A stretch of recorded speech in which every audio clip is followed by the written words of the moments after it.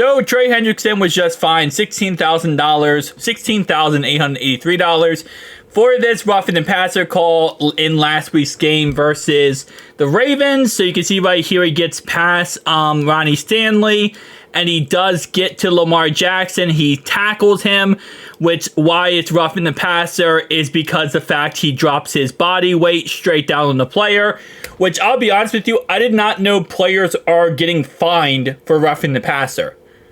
This is new to me because I have never seen a player get fined for it. I've seen players get penalties, right? And they tell you, hey, listen, if you drop your weight on a player, you're going to get fined for it.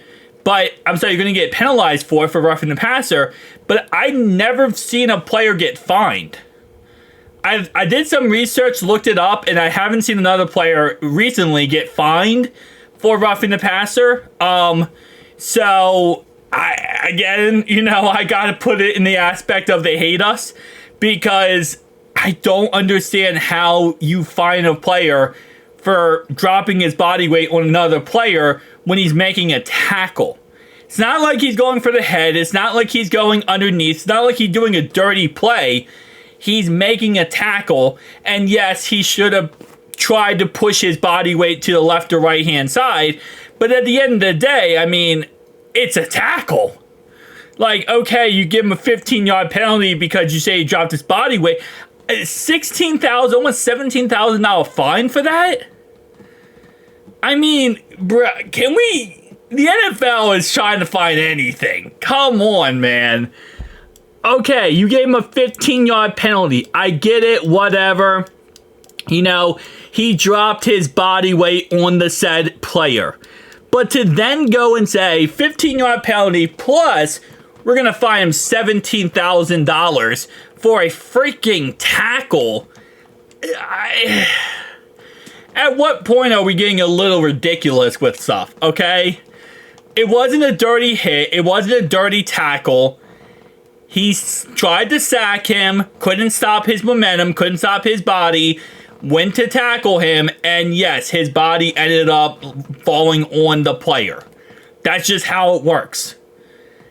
It's a 15-yard penalty because you can't do that. I get it. But to fine him $17,000 for literally doing nothing dirty just to fine him, I mean, bro, you're doing this just to take away money from our team, which is, again, not surprising. But going back to earlier, we talked about this. This was the Jamar Chase fine. $20,000 pretty much for this crap. Now, why did he get fined $20,000? Shout out to Nate, by the way. Nate Johnson, I believe his name is. As always, that's my man's. My man's, he's W-man's. Anyway, he said in the comments why this was a fine. And the reason why this was a fine for a violent gesture is because right here, you can see right here, it looks like he's pulling up his shirt. Now, why is pulling up your shirt a fine? Well, because the idea is he's acting like he has a gun in his holster in his shirt.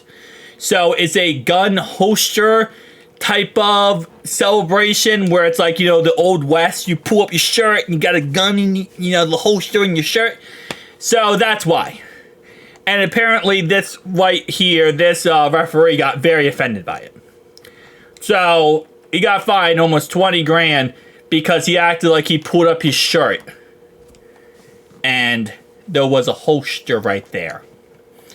And because the NFL says that's a problem, that's a problem. Like, the actual TV could not even see that.